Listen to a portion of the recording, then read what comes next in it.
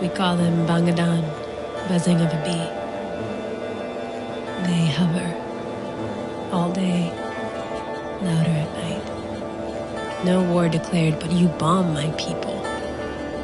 I hold my babies tight and hope we will see tomorrow together. I hear the wailing of a mother my neighbor lost their baby before their eyes, all dust. No warning. Wailing all day, louder at night. Tears find their home on my cheek, praying for my children, these precious souls that birthed from my womb. Will there ever be peace? Will this madness never end? The anxiety, the fear, the nightmares.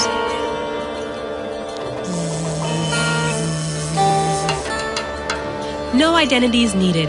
Vagaries around strike targets, Common English reports state. 2,500 of my people have been blown to die from these buzzing drones that have no face. In search of men ages 18 to 48 that may resemble a militant. Why are you here? I thought it was to help.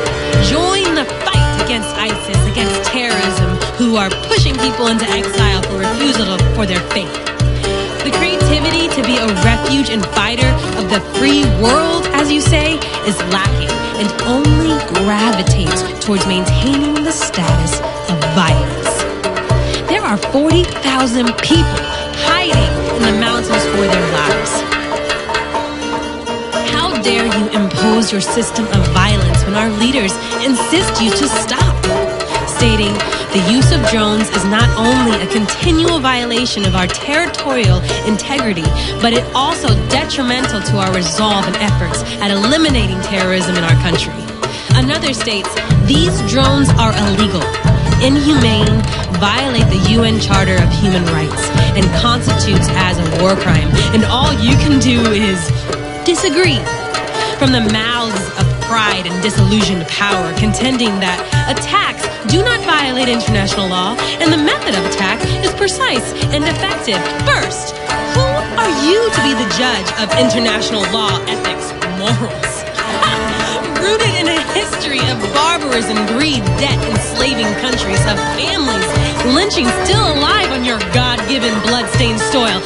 Second, if you are as effective as stated, why, for every one suspected militant, 10 innocent brothers, mothers, daughters, fathers are killed? Deciding morality and viability of these destructive tactics using statistics is empty and corrupt when human lives are your quantitative data.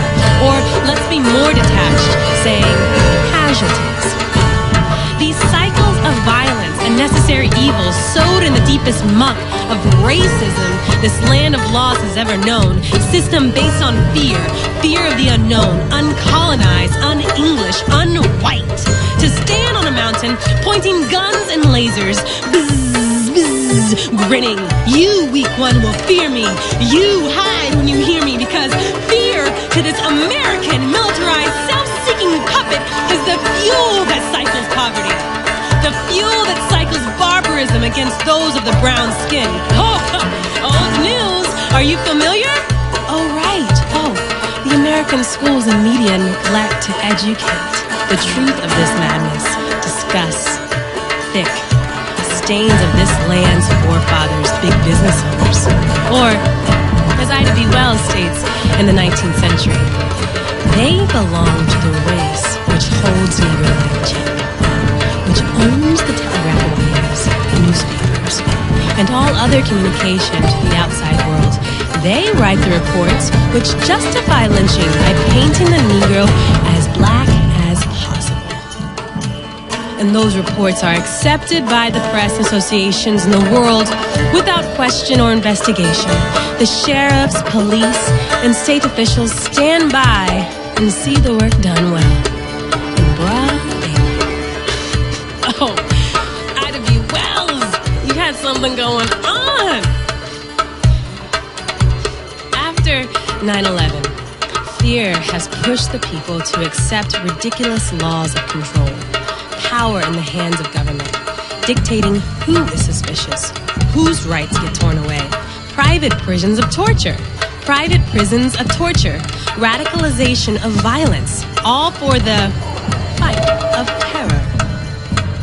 If everything is terrorism, nothing is terrorism, states former FBI special agent.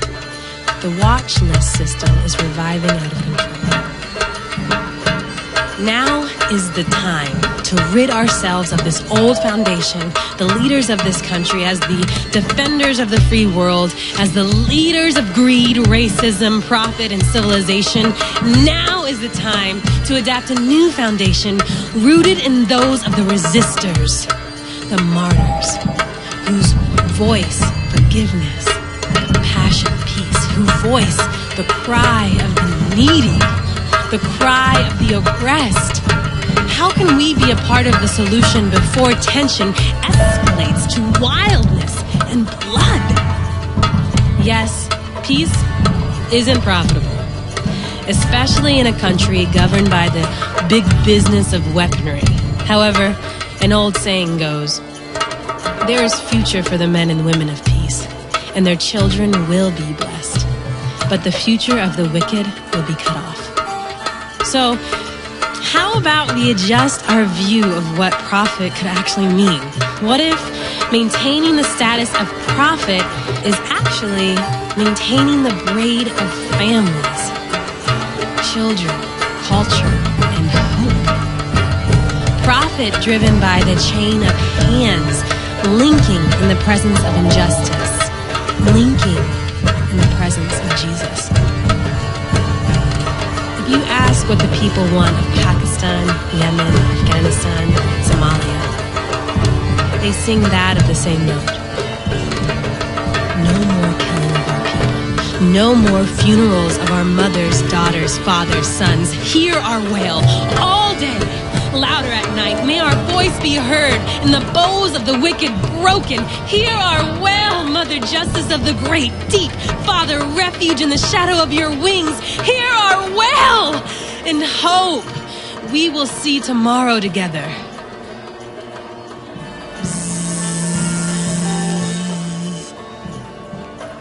We call them Bangadan, buzzing at a beat.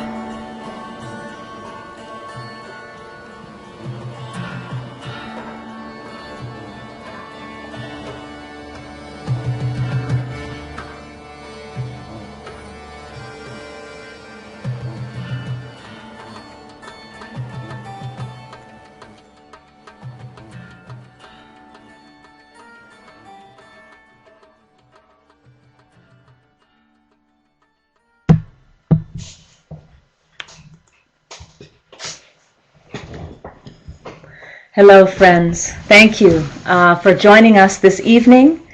Sorry that we had a little bit of technical difficulty there at the beginning, and we hope that other folks that had planned to join us tonight are also able to get on.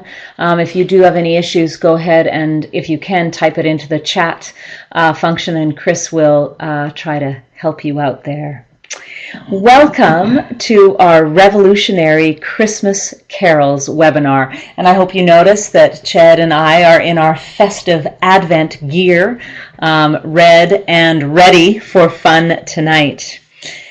We want to acknowledge that tonight marks our 5th year of this webinar experiment. And we've run some great programs over the past 4 years.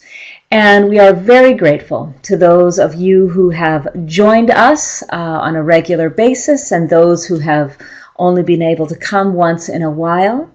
And we really would appreciate your feedback and some words about ways we can improve and ways that things have been working for you.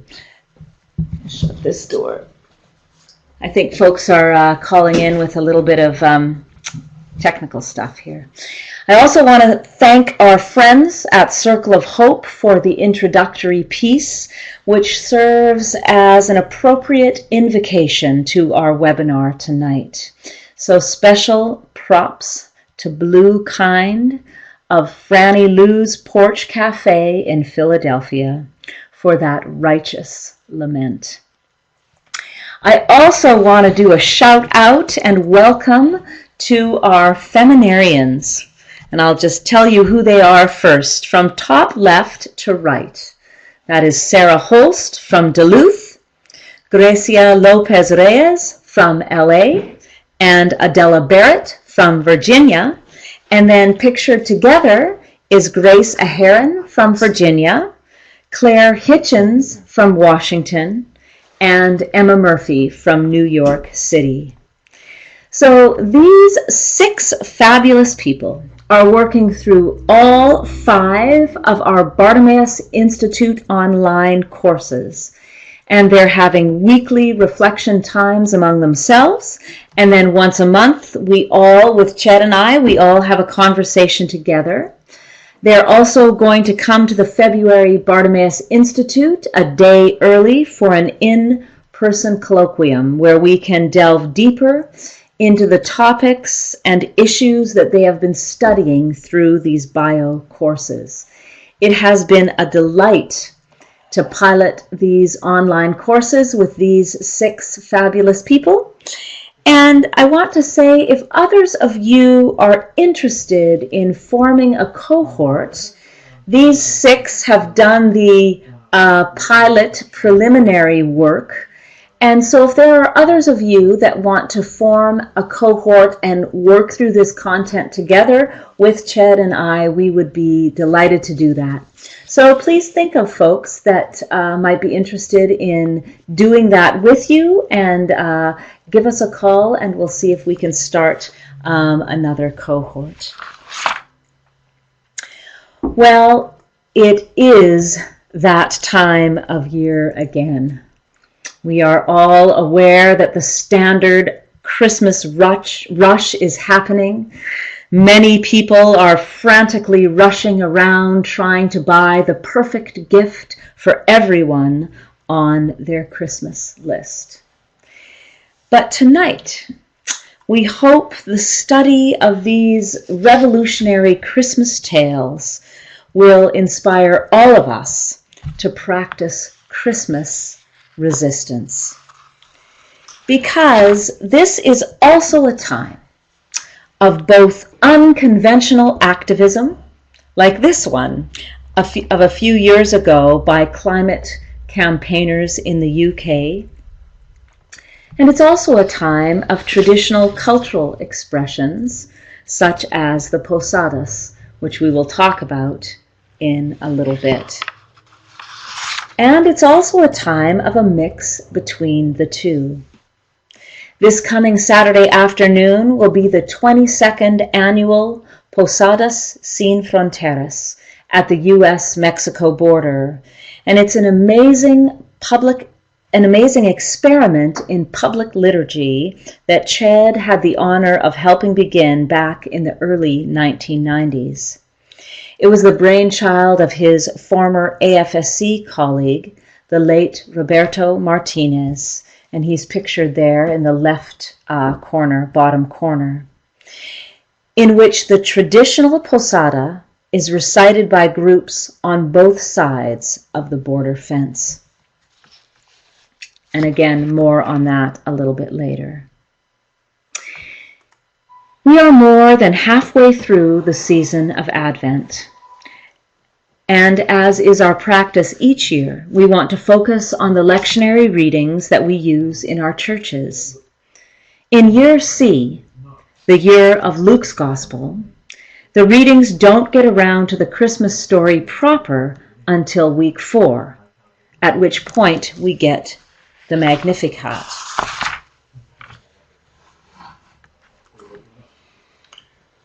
So here's a outline of the gospel readings we've seen so far this Advent. The season began with an excerpt from Jesus' portents about the end of the world, taken from the conclusion of his ministry narrative, then proceeded in weeks 2 and 3 to the work and witness of John the Baptizer in the wilderness, who in his own way was proclaiming the end of the world in terms of his strong critique of the status quo and visions of God's coming kingdom. These weeks offer us 3 opportunities to learn the context of the Nativity story in the real world of Roman-occupied Palestine. If you missed all of this, I would point you to the weekly blogs I've been posting on these texts at radicaldiscipleship.net. Let me briefly summarize each of these readings just to give a taste and again to set the context. Apocalyptic texts traditionally begin the Advent season and speak of the world unraveling. As you can see here, Luke 21 in red draws on 2 images of judgment, both of which come from Isaiah. In short, the logic of the lectionary is this: as the old liturgical cycle draws to a close and the new church year opens, the world is turning. So the apocalyptic mood is appropriate. More so, the birth of Jesus signals the dawn of a new order, so it makes sense that we would reflect on the old world passing away. So if you scan this slide, you'll see ways in which Luke's gospel reappropriated images from Isaiah 13 and Isaiah 34. Now for us modern folk, apocalyptic tones in Scripture invite us to reflect on all the ways in which our current world order is in fact unsustainable and must be deconstructed in order to make room for new, more sustainable possibilities. The ecological crisis that represents an historic endgame in our generation is the most dramatic case in point. We believe this is the function of the first Sunday of Advent, to kickstart our political imaginations about what is possible and what is imperative, and that's a timely word on the heels of the Paris Climate Summit that just concluded. The Gospel reading for Second Advent demonstrated how the evangelist Luke's story begins in real political space. In other words, this gospel narrative is not a fairy tale. Luke begins by naming the most powerful and visible rulers of the Roman Empire relevant to the Palestinian context at the time of Jesus, namely Tiberius Caesar Augustus, who was the second emperor of Rome, Pontius Pilate, who was the face of the empire in Palestine, and Herod Antipas, who ruled in the Galilee from the year 4 before the Common Era to the year 39 after. Herod Antipas was one of 3 sons of Herod the Great. He's prominent in the New Testament because he was the ruler over Galilee and Perea, the 2 areas in which John the Baptist and Jesus of Nazareth did most of their work. Finally, Luke names the high priests, the putative leaders of the nation of Israel, whose actual power had been eviscerated under the colonial arrangement. Luke lists these players in order of their political power, reminding the readers of the real and painful arrangements of colonial Palestine under the Romans. So does the Jesus story begin, in the actual political space of imperial occupation, in stark contrast to the sentimental, fuzzy, apolitical landscapes of our modern nativity scenes, which seem to have occurred in Disneyland. And after naming all of the powerful rulers of this very real world, Luke suddenly tells us that God's word comes not to any of them, but to John in the wilderness, which is to say at the edge of society. What a contrast. The word of God breaks in not from above, but from below, not at the centers of power, but at the margins. That is the essential political geography of the gospel. And when we forget that, we end up getting the whole story wrong. This locator also means to remind us of the origins of Israel's faith. John stands in the tradition of both the Hebrew prophets and of the God of Exodus, whose word comes from outside the structures of civilization. John invites his people to repentance, quoting Isaiah and heralding the radical leveling of the world of Roman Palestine, a society characterized by excesses of wealth and poverty. So the second Sunday of Advent is about how God enters our world at the margins and yet means to turn this world completely upside down. And third Advent, which was just this past Sunday, gave us a glimpse of John the Baptist's message of repentance, which was a call to an entire people to radically alter their historical direction, not just a call for individual change of heart or mind. Note that John's analysis here in last Sunday's reading is radical. That is to say, it goes to the root and uses apocalyptic but also agricultural language of fire and harvest. John attacks the theology of entitlement among his people, which also in the United States is a huge issue, our belief of our own nobility and innocence and invulnerability. But John's message is not only radical, it's also practical. Step by step, concrete. What are we supposed to do? That's the refrain of the second half of Sunday's reading. John's response to that refrain: share with each other. Refuse to exploit others in your jobs. So his approach embodied a radical analysis but a practical response. That's a good dialectic and a fruitful model for us today. So those are the first 3 Sundays of Advent, the readings, a little bit of a review in case you missed church. In the next 3 weeks of the season, which are coming up, this is now the time to actually tell the Nativity story proper, which begins actually in the 4th Sunday of Advent. Here you see the Gospel readings coming up over the next 2 Sundays and days of Christmas proper. 4th Advent, which this year comes on December 20th, brings us to the Christmas story, and it's as if the old wisdom of Advent is constraining us, trying to inoculate us against holiday triumphalism and sentimentality. If we've understood the context of Luke's story properly, it will be a lot less difficult and less shocking to proclaim an undomesticated nativity in our churches. And that's what we want to focus on in the webinar tonight. We want to look at 4 powerful themes in Luke, which are only partially correlated to our lectionary readings, but they all appear at one point or another. That is the gender politics of Luke's nativity, the spectacle of 2 women pregnant with prophets, the repeated refrain of revolutionary Christmas carols, and the final troubling image of a Messiah lying in a feed trough.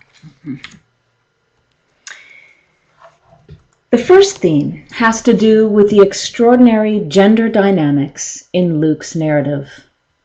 Luke 1 is the prolegomenon to the Nativity story, and as you know, it's structured around the stories of 2 women who, for radically different reasons, cannot conceive. In a nutshell, Elizabeth is too old and Mary is too young. Their stories are told in parallel, as you can see from this comparison at the bottom of the slide. Both women are visited by the angel Gabriel, after which both conceive sons, who we are told will become prophets who will change the course of the nation.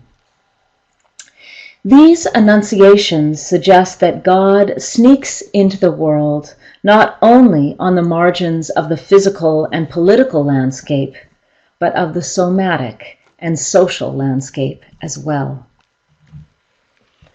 The Zechariah and Elizabeth narrative is clearly patterned after the Abram and Sarah tale in Genesis 17 to 18. But this time, it is the man who is upbraided by the heavenly messenger because of his incredulity at the promise of a child. In Genesis, it was Sarah.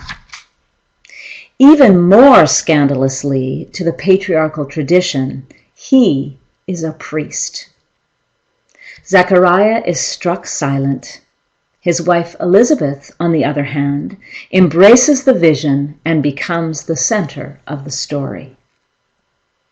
Even more extreme, Mary is no sooner introduced as a young woman pledged to be married to a man named Joseph than her husband disappears for the rest of the Annunciation narrative. It's all about Mary. Moreover, while Zechariah remains silent and Joseph invisible, both Elizabeth and Mary find their voices in significant pronunciations. We should not discount how subversive such gendered narratives were in the patriarchal world of antiquity, or for that matter, still today. At only one point in Luke 1 do the two characters at the center of these parallel stories actually meet, and that is the reading for Fourth Advent.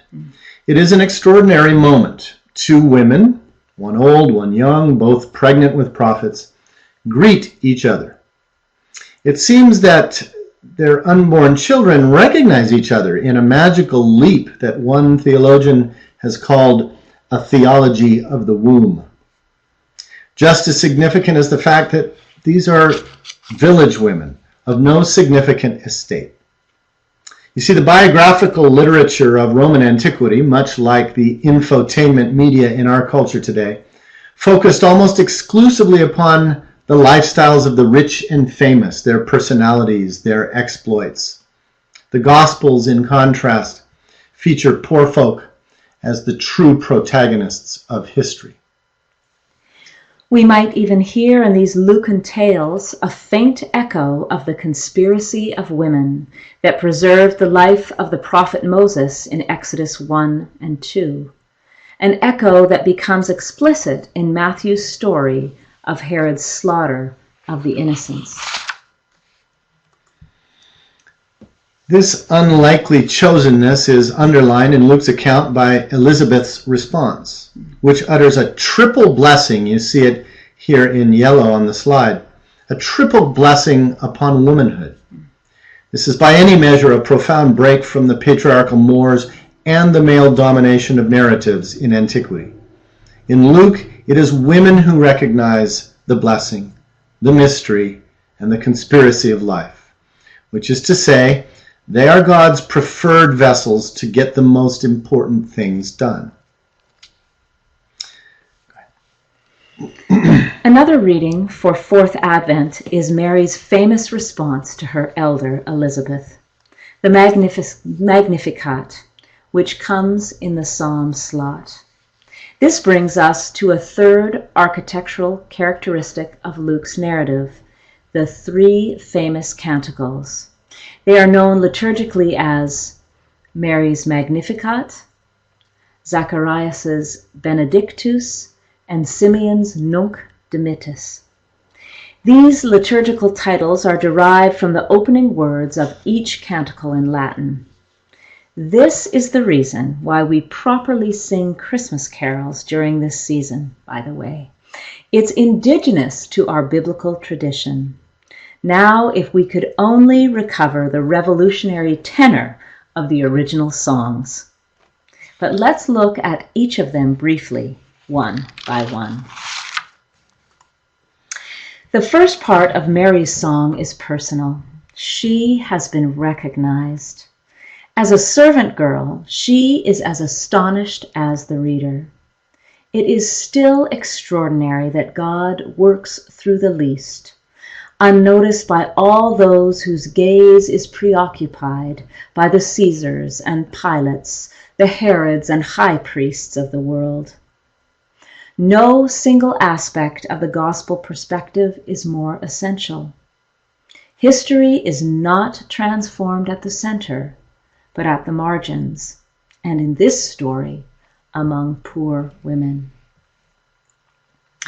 The second part of the Magnificat is about God demonstrating extraordinary strength, which is ironic and profound, given who God has chosen. And we want to stay with this for a moment. What is this alternative power ignored by the proud? Is it mysteriously lodged in oppressed women giving birth in the face of empire? While this might seem to be a stretch, in fact, this very notion is articulated later in the New Testament in John's Apocalypse. In Revelation 12, John the Revelator has a vision of a woman struggling to protect life in the face of a beast who threatens incalculable violence. The dragon is one of the master symbols used by this apocalyptic writer, who was a political prisoner of the Roman Empire in the late 1st century of the Common Era. In Revelation, the dragon stands for the lethal violence of empire. The dragon's intent to devour the child is a clear allusion to the old Exodus story of Pharaoh's war on the Hebrew firstborn, in which it was the conspiracy of women who rescued the kids from the king, to which we've already alluded.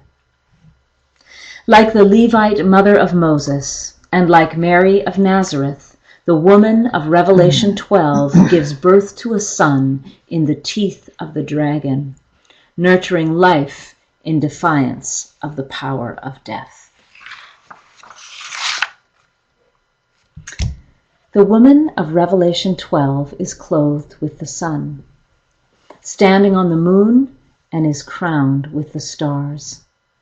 This evocative celestial image has been beautifully appropriated in Catholic iconography in portraying Mary as the woman clothed with the sun, Our Lady of Guadalupe. Guadalupe is the patroness of indigenous peasants displaced by Spanish colonization in Mexico and the U.S. Southwest. There is a whole story here that will be the subject of a future Advent webinar. We should recognize that Guadalupe's feast day has just passed this last Sunday on December 12th. On Saturday. This is one of the keystone events of Advent. Here we should note further that Luke's gospel reserves a special place not only for women, but for the female image of Sophia. Jesus himself later seems to reflect the influence of a very strong mother by invoking this tradition in his warning to skeptics resisting his message. Wisdom, Sophia, is justified by her children. Jesus is a child of Mary's Sophia. Imagine having the Magnificat sung to you as a nursery rhyme. No wonder he was a revolutionary. Which brings us back to this amazing hymn.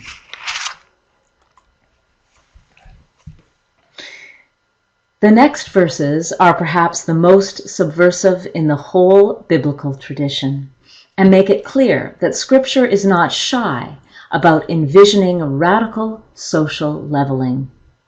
The promise is a social one, promising justice to the poor, and a political one about Yahweh's faithfulness to the people of Israel.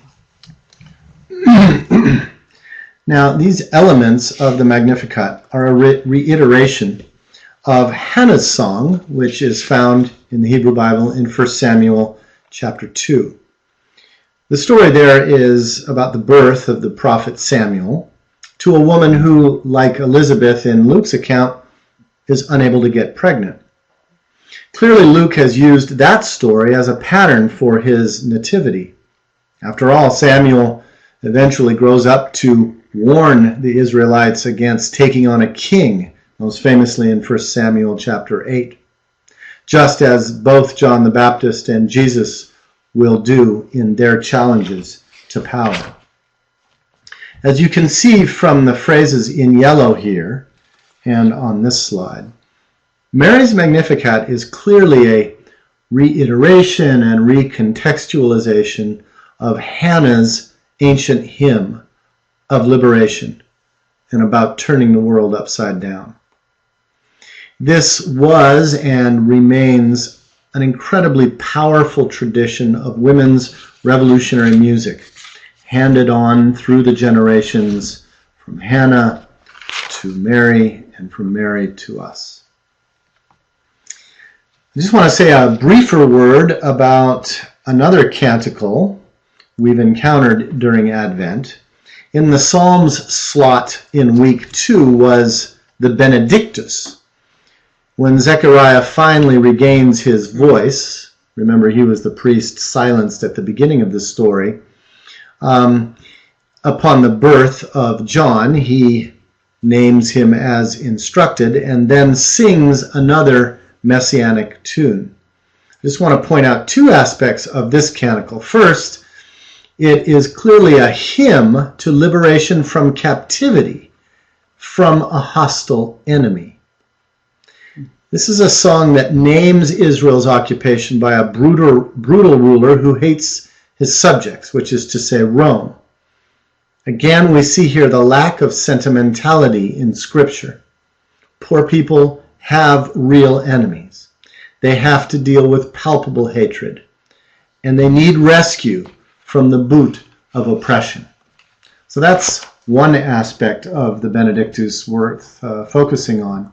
A second aspect is the beautiful phrase that concludes this canticle, the giving of light to those who sit in darkness and in the shadow of death. This is an allusion to 2nd Isaiah's promise that God will bring out the prisoners from the dungeon, from the prison those who sit in darkness, Isaiah 42:7, which is a clear reference to the actual circumstances of political prisoners in both Isaiah's time and also Luke's. Notably, Jesus in Luke will allude to the same theme not once but twice more in the Gospel. Once in his inaugural sermon at Nazareth, and again in describing the vocation of John the Baptist. So these were important themes. In sum, these canticles are resistance hymns of the oppressed. And we do them a disservice when we domesticate them into parlor songs for middle-class comfort, as so many of the pietist Christmas carols have become. And finally, on Christmas Day, our readings get to the Nativity story proper. It is one of the best-known folk traditions in Western culture, though mostly only in its domesticated form. So tonight we want to focus on the details of this narrative that we usually ignore. Once again, Luke gives us a very specific political geography. The setup for the scene is a Roman census that brings Maria and Jose from Nazareth to Bethlehem. This context is not just window dressing, offering us time and space for the religious drama. It is a crucial and consequential historical particularity that itself freights meaning for what is to come. Caesar is named here again, but it is the second figure named by Luke that should get our attention. Publius Sulpicius Quirinius, who lived from 45 BCE to 21 CE. Quirinius was a Roman senator who was appointed by Caesar to be governor of Syria between 6 and 12 of the Common Era. Now, Syria was one of the most important provinces of the Roman Empire, and Quirinius' first job was to levy a universal tax for which he first needed to conduct a census. First you count heads, then you count change. Pictured here is an inscribed potsherd found in southern Europe, written by a tax collector. It is a receipt for someone who had paid the head tax in the 5th year of the Emperor Claudius, a couple of decades after the Christmas story. The 2 drachmas per person that were levied in this tax equaled about 2 days' wages for a skilled worker. Before then, you see, taxes generally had been paid in kind, which peasant farmers might be able to afford. Now, however, inhabitants were required to declare their property in currency. This was much more onerous because a farmer had to borrow in case of a poor harvest. So a lot of people went out of business because of this tax. Not only was this Roman head tax impossible to afford for the poor, but the census was a dramatic form of social and political control, and as Luke notes, forced people to travel to their place of birth, a profound hardship for many. In Luke's story, Jesus' parents must travel from his hometown in Nazareth in Galilee all the way down to Bethlehem. A long, difficult, and dangerous sojourn on foot for a peasant couple, much less a pregnant woman. And not only the displacement, but the economics themselves were a problem. Any Roman coin would bear an image of the goddess Roma, or a legend saying that the man represented was the divine emperor, a violation of at least 2 of the 10 commandments, as you can see on this coin. For these reasons, Quirinius' census was highly controversial in the occupied territories of Palestine. In fact, the ancient historian Josephus tells us that it occasioned an armed uprising of peasant resistance to Rome. Josephus writes, a Galilean named Judas incited his countrymen to revolt, upbraiding them as cowards for consenting to pay tribute to the Romans and tolerating mortal masters after having God for their lord. This revolt was brutally suppressed by the Romans, resulting in increased oppression and resistance that continued through the time of Jesus of Nazareth. This Judas, named by Josephus, was so notorious a figure that he's later mentioned again by Luke in the book of Acts. In short, the Jews remembered Quirinius' census as a national disaster. Writing 2 or 3 generations after these events, Luke could assume that every reader knew about Quirinius' governorship and what calamity had befallen the nation, an increase in both oppression and resistance that continued on into the century and culminated 60 years after in the Roman and Jewish War. In other words, Jesus' world, the world into which he was born, was far more like El Salvador or Afghanistan than like the Disneyland versions that inhabit our first world creche scenes. After all this context, the actual birth of Jesus in Bethlehem is presented starkly, almost matter-of-factly, by Luke. While they were there, the time came for her to deliver her child. And she gave birth to her firstborn son, and wrapped him in bands of cloth, and laid him in a manger, because there was no place for them in the inn. Now, this scenario has occasioned much debate. The Greek term for where Jesus was born, kataluma, means literally place where one unharnesses animals. It is also the term that Luke uses to describe the guest room in which Jesus and the disciples held the Last Supper, interestingly. It is thus a marginal space that effectively brackets the life of Jesus in Luke's narrative. The kataluma inferred here in Luke 2 was most likely the outer room of a poor villager's home where the animals were kept. Oftentimes in peasant villages, in some places in the world still today, animals are kept right in a room right next to the house so that their heat will help heat the house. This is a picture of an attempt to recreate such a space that Elaine and I saw a couple of years ago when we were visiting in the Christian Palestinian village of Taipei. Thank you, Daryl Myers, if you're on this webinar, for helping that trip happen. Whatever the space was exactly, it seems to us that we typically overlook the real point of this story. Namely, if Bethlehem was Joseph's hometown, where were all of his relatives? After all, this was a culture of great extended families and profound filial loyalties. Why could Joseph not find lodging? The only plausible explanation is that his entire family, and presumably even his family's close friends, had been disappeared or were displaced by the social and political turmoil over these years. Empire, as well as revolution and counter-revolution, move poor people around the landscape like great tides, refugees all. Joseph returns home to nothing, and the peasant girl Mary gives birth in a hovel and lays her infant in a feed trough. This is hardly the stuff of revolution or hope, yet it is the core of our story. So this is one of the points we want to make tonight, that Luke spends a lot of time laying out the political context in the real world, and only a very short time talking about the details of the actual birth.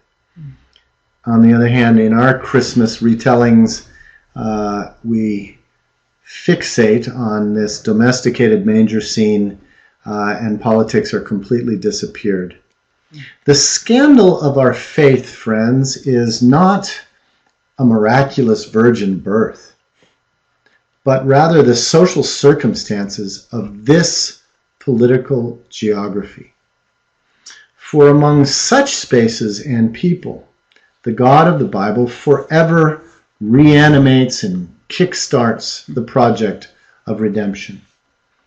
Because the push and pull of empire that displaced the Holy Family still forces people to leave their homes in order to survive.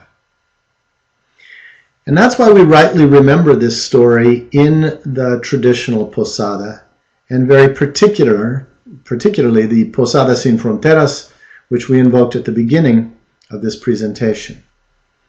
This public liturgy is a simple act of relocating worship into contested political space to recover the Nativity as a real-world saga.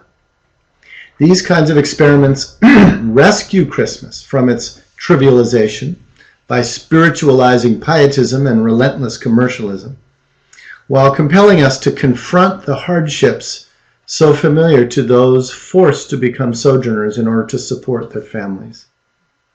For those of us who are privileged in a world of violence and exclusion, hearing the cries of the Josés on the other side of the border fence, as happens in the Posada Sin Fronteras at the U.S.-Mexico border in San Diego, of having to take on the role of the hard-hearted casero or innkeeper, it's searing to the heart and the conscience. As you'll see from these pictures, the U.S.-Mexico border fence runs right down the middle of this congregation, reminding us of the world that is divided. This is the Christmas story, then and now. And it seems to us that it's high time for us Christians to get it right.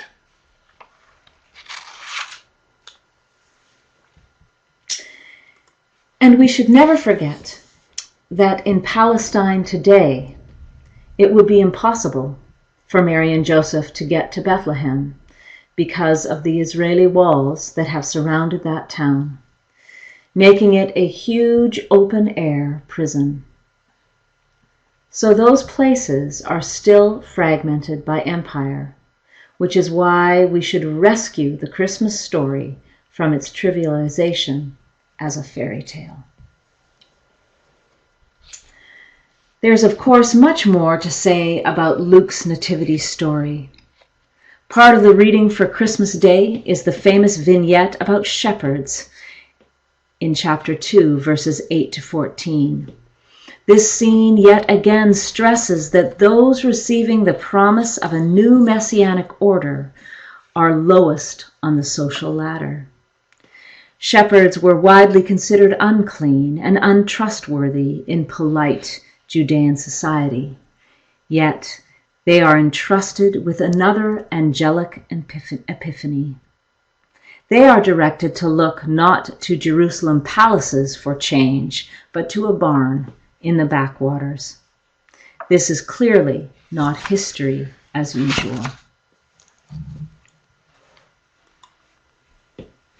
It should be pointed out that the famous angelic pronunciamiento declares glory to God in the highest heaven and on earth peace among those whom God favors.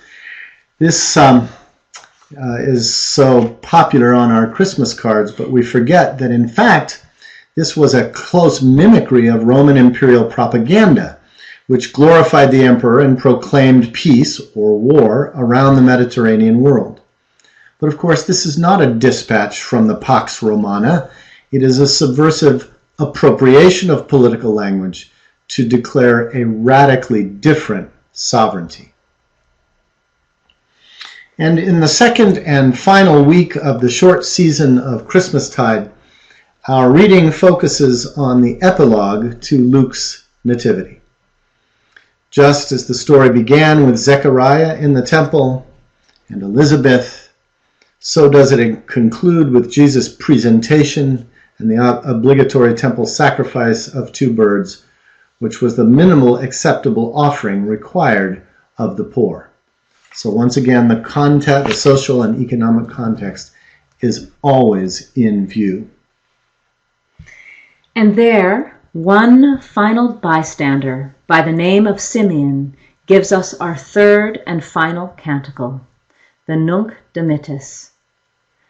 Imagine yet another strange elder grabbing your child and pronouncing not only blessing and a hymn of salvation, but also warning you as his mother that there is violence and tragedy in your future.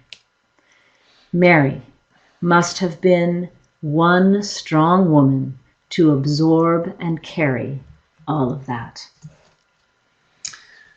We're coming to the end of our comments, and so we want to encourage you to use the chat function to chat in questions or comments, as Faith has already done. We'll have a little bit of time to talk about these matters. But let's say this. Mary apparently was stronger than we are, because we cannot help but relentlessly sentimentalize and domesticate this Christmas tradition. From the warm and the cuddly to the idolatrously patriotic to the neoconservative, racist, and fabulated war on Christmas. Let us be clear. The war on Christmas is not coming from liberal secularists in North America today. It is coming from our own domestication of our own traditions, from our own biblical illiteracy, and from our own desperate efforts to take the nativity story out of the real world and keep it locked in Disneyland. It is our belief and hope that disciplines of scripture study, such as we've done on this webinar, can help us push back and reclaim the radical roots of Advent and Christmas.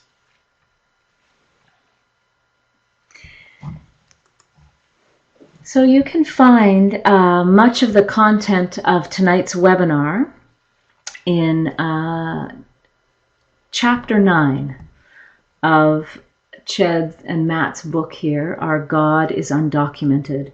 And Chapter 9 is called Gospel Nativities versus Anti-Immigrant Nativism. So if you have not checked that book out yet, let us know, and we can get you a copy.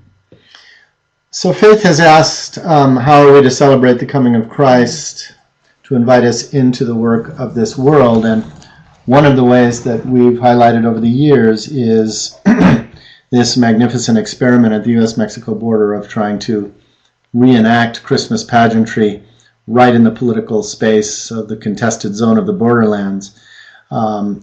Hence, recovering the parallel between Jose and Maria in the biblical story as refugees and sojourners, and the many undocumented immigrants today.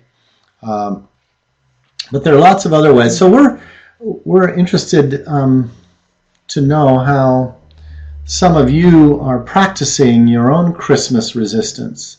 What are things that you do in your household or in your neighborhood or in the political arena to both try to recover the true meaning of this amazing folk story we call gospel on one hand, and to resist the toxic culture of Christmas? One of the things that I'm sure many of you are familiar with, but there's a Buy Nothing Christmas movement. That is a hard piece that we have walked with people on to not participate in the buying of Christmas gifts for everyone that has been on their list in the past. And there's a wonderful letter that a friend of ours wrote to her family saying, I want to come to Christmas dinner and celebrate Christmas with you, but I'm not going to bring each of you a present. Can we think about how we do our Christmas differently? And she got a lot of pushback. It was a big step. And, as we say in our Sabbath economic work, no step is too small and no step is too big. So we would love if you would chat in some of your practices of either celebrating the story or resisting the Christmas consumerism and trivialization. So we're going to give you a few seconds here to type in your questions, again using the chat function in the chat box there. One of the hard things is if a number of you try to type at the same time, it cancels you out. Sometimes it's easier to type in a Word document and then just copy and paste it. That has worked a little bit better because I'm seeing that a couple of you are trying to type and things aren't coming up. I'm sure that one of the issues that Scott Clausen, who is on the call tonight, on the webinar tonight, is continuing to deal with at his small Episcopal church about 40 miles from here, is the fact that this is a church that put out a Black Lives Matter sign on its lawn, and the sign has been repeatedly stolen and vandalized, and the church has been vandalized. Again, this brings us right into the heart of what it means to be a church that welcomes marginalized and oppressed people, even in something as innocent as a sign. This can be very, very controversial. It is part of the difficulty of Advent and Christmastide that in some ways the most honest, radical, revolutionary strands of our entire scriptural tradition are coming to the surface of the church's consciousness through these readings, at the very same time that the culture is just awash in this saccharine, sweet sentimentality. And and so it is truly a challenge to figure out how to navigate these waters, and it is important to do both personally and politically. One of the we mentioned that the Feast of Guadalupe on December 12th is one of the keystone multicultural markers of the season of Advent. Hanukkah is as well. Hanukkah is always celebrated by our Jewish cousins sometime during the season of Advent. And Rabbi Arthur Waskow wrote a beautiful reflection this year about how the spirit of the Hanukkah story of the Maccabean resistors keeping the candles lit through a period of darkness and oppression in Jewish history was recontextualized and embodied in the tens of thousands of people around the world who raised their voices and kept the light of hope alive during the Climate Paris talks of the last couple of weeks. Even when protest was banned in Paris because of last month's terrorist activity, these voices got through and really did force the nations to make some fairly significant steps. That is power coming from below. That is very much the spirit of Christmas and Hanukkah. You want to read what Faith says here? Faith is commenting, House of Hope is our homeless shelter.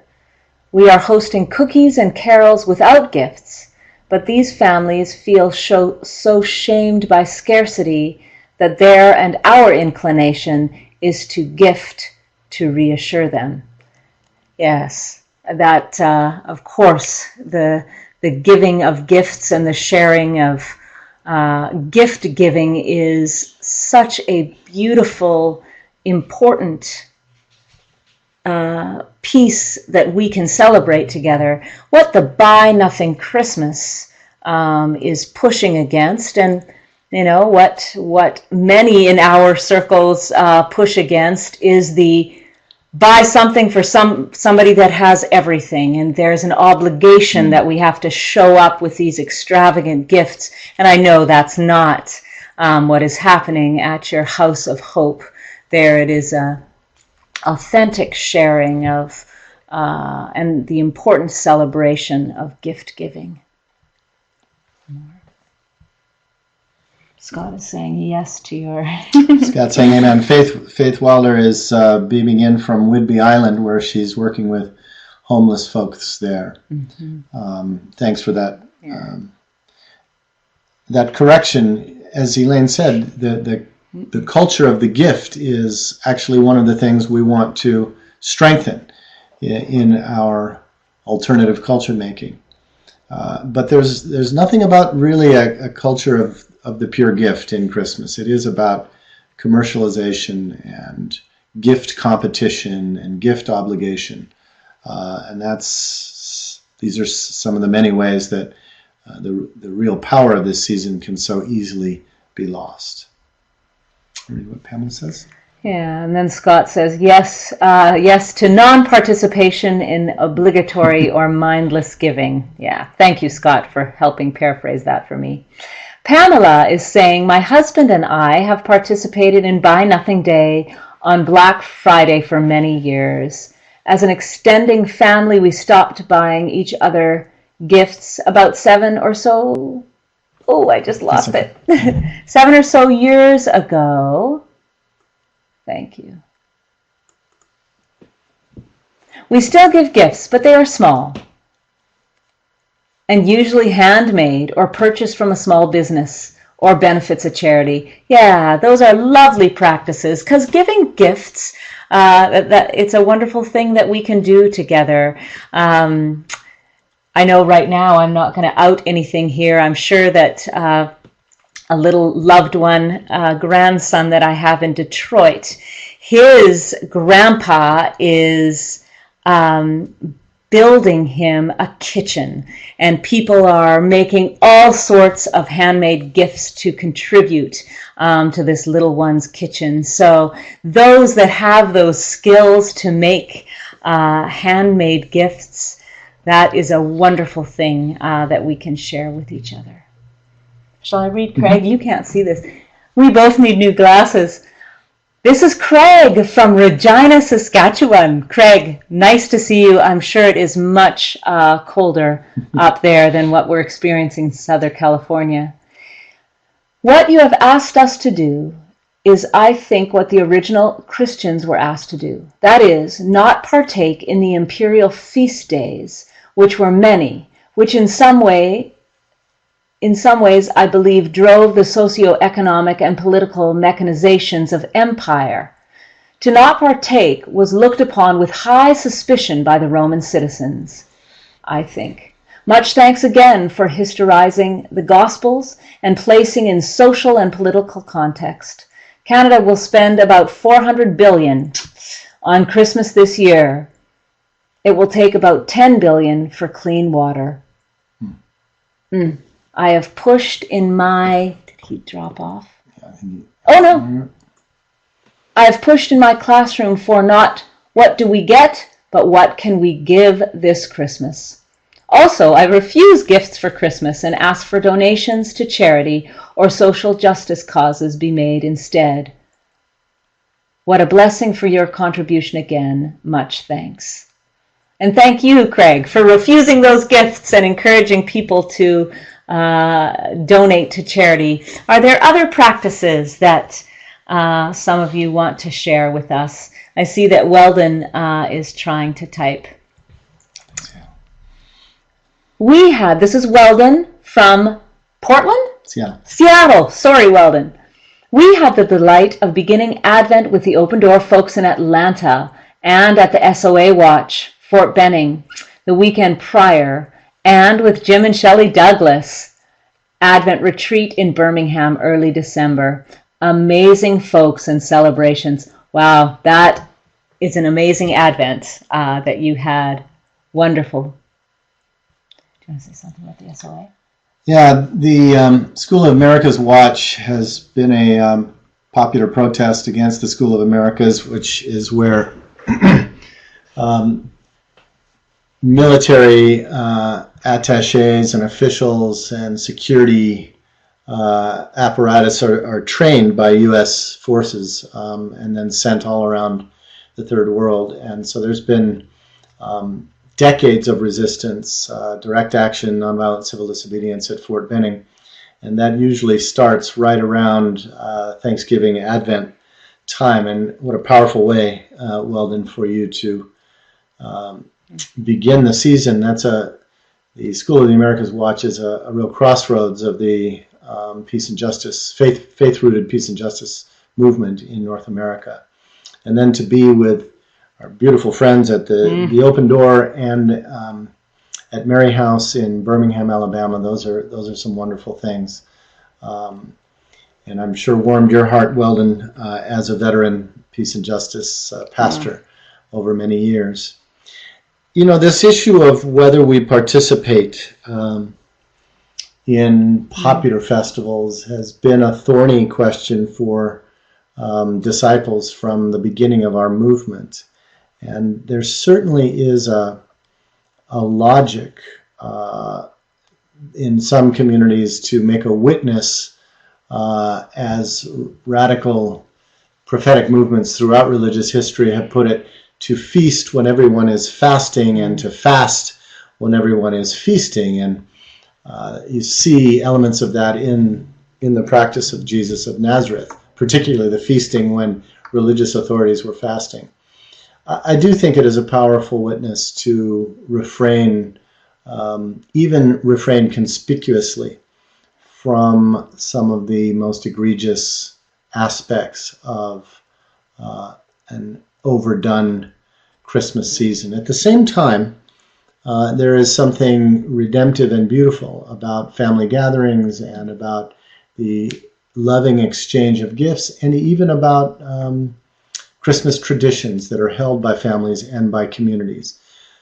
So it's not necessarily a matter of having to throw all of that out so much as to figure out how to recontextualize those things, to always build in reality checks, to expand the circle of those who are included, change the geography of some of our long-time customs, invite people who are not normally part of that to go into other people's spaces. We really recommend that, for example, people in the U.S. and in the Southwest who have never experienced a posada or one of the masses around the feast of Our Lady of Guadalupe, that you move outside of your cultural zone if you're not Latino to experience those things, because they are so enriching. The same with going and experiencing Hanukkah with the Jewish community, Kwanzaa with African Americans who celebrate that, an Eastern Orthodox Christmas. It's a very rich cultural time in which we are invited to break some of the rote habits so that we can, in fact, let some of the profound light in. What is Hetty saying we've got a great Canadian contingent tonight. Yeah. Speaking of gifts, I'm celebrating the gifts inherent in seeing you and hearing you, along with noting John and Weldon and Jim and Shelley et al. Praise be. It is wonderful, Hetty, to have you on our webinars. Thank you for joining us. I think it's time to give a shout out to the guy who works the magic on these webinars in the room next door, Chris, who's skirting under the moniker Charles Myers there. But Chris White is just the pillar of this operation, and he did some mad scrambling, I think, to get some of you on when we were having some technical difficulties. So don't forget to drop him a note by email. Maybe even send him a little Christmas treat, because Chris is the one who makes these things work. He does, and now we've got to see his question. Chris here, sometimes subverting the imperial feast is a good approach. Example, Indigenous Peoples Day versus that other holiday. Yes, exactly. Indigenous Peoples Day versus Columbus Day. Right. Oops. And here's Pamela again. Not again. I think Pamela, this is your, you got your message up here.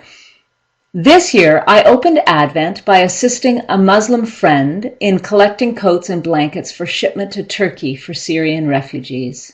My birthday falls during this time, and I ask folks to celebrate with me by giving my gifts to the refugees. We wrote notes of encouragement and tucked them into pockets and blanket folds. Wow.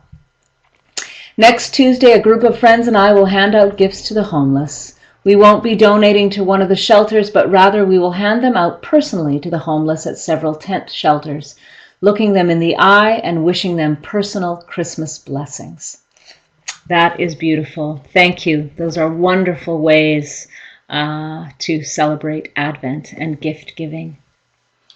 Now, one of the traditions that we haven't talked about yet tonight, but I want to give a shout out, is, I think, in many ways a perfect example of how to reclaim the radical edge of the Christmas holidays.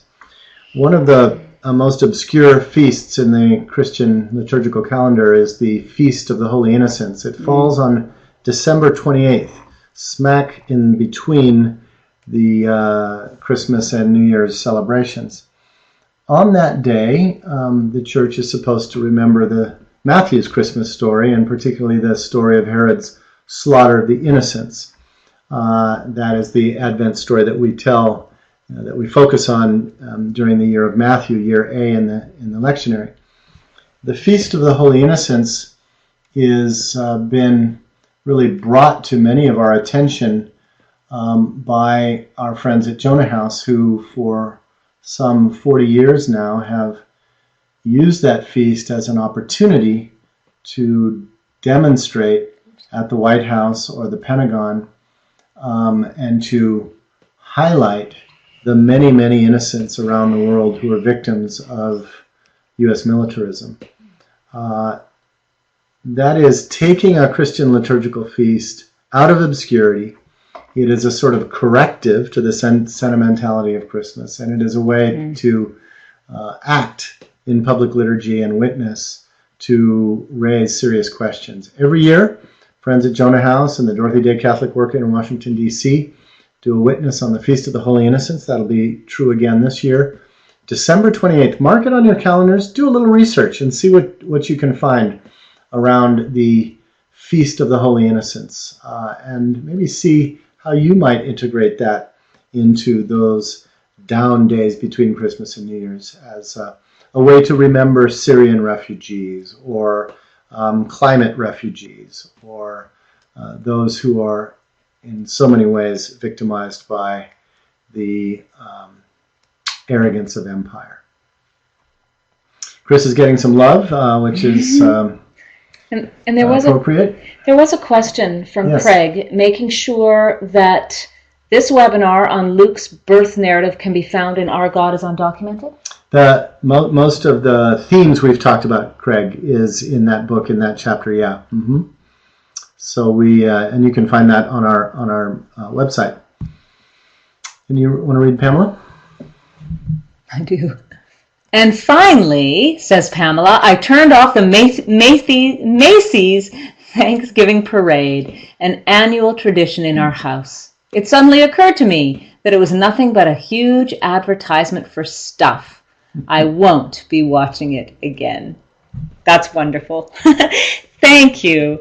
Thank you all for sharing different practices of Advent that are life-giving and hope-filled. Let's go to the next slide. Keep typing some comments. We're going to just move to a little bit of reminders about some upcoming things, and then we'll revisit anybody who's coming in. So here's just a couple of final advertisements that will help us carry on in the spirit of radical biblical women of vision. We want to invite all of you to our upcoming Kinsler Institute in February 2016. We'll be delving more into Luke's Gospel and working to understand the role of trauma in social justice, in individuals, families, and communities, and how we do healing work. And so there will be young women like Mary talking about their work, such as Sue Parker, Gracia Lopez Reyes, and the Abundant Table Women. And there will be elders like Elizabeth there too. And speaking of whom, our next webinar, January 12th, will feature a preview of the Kinsler Institute, and we will be interviewing Dr. Catherine Meeks of Atlanta and Dr. Pamela Brubaker of Ventura County, and they will be talking about their work in restorative justice and global equity, and just giving us all a little bit of a sneak peek into what the February Institute is going to look like. So we really do hope that some of you can join us in February. We are actually so very excited about the people that are already coming. As resource people, it looks to be a wonderful group that will gather, and the work that we will do together will be powerful, and we will learn a lot together. So please, if you can come, or if you can help somebody else come to the Institute, we will be very glad to be together. We appreciate, as always, those of you who joined us tonight. Again, as Elaine said at the top of the hour, we are entering in our 5th year of doing these every month. We've got a faithful following, but we really do need to expand it, and that is where we rely on you to form a little viewing group, make this known to your friends, encourage them to tune in. We'd really like to expand our viewership. Keep in mind that all of these webinars are recorded, and you will be getting a link to that recording. These are recordings you can show friends to give them a taste of what these things are like, and encourage them to get on live. January is a good time to start. Pam Brubaker is a friend locally and a veteran in particularly women's justice issues all over the world. She's worked widely with the World Council of Churches. She has a great tradition of being an activist professor. And Catherine Meeks, we're really excited. We talked with her last summer in Tennessee and heard about the work she is doing to commemorate lynching sites all around her diocese in Georgia. and she is also a good friend of the Open Door community. So both women will be with us at the Institute, and we're going to interview them in January. So please do join us. Thanks again to Chris for making this happen. He's going to send out this link probably tomorrow. And I'm going to give him a link to send to you, which is a beautiful choral arrangement of an old Irish poem about welcoming the Holy Family into our homes this Christmas. It's a gorgeous piece that he has arranged and directed. He's a friend of mine in Chicago, and so we're going to send that out as a little Christmas gift to you, along with the link to this recorded webinar. To answer your question, Scott, yes, there's a separate group rate for webinars, and you can find that on our website, or email Chris White, and he'll be happy. He's explaining right here. He's given you the answer already there. So we want to wish you all a very holy and recovered Christmastide, even as we continue our celebration of Advent. Thank you for joining us tonight. We hope that some of these resources will help you as you celebrate these feasts, as you read these texts and study and proclaim these texts in your churches, so that we can all be about the huge cultural project of reclaiming Christmas as a story of poor people, for poor people, about poor people, for a story of justice and a story of God's intervening in our world at the margins. Thanks very much, and we'll hopefully see you next month. Have a very good New Year's, and we look forward to you joining us for our 2016 webinar series. Thanks a lot. All right. Thanks, everybody. Bye-bye.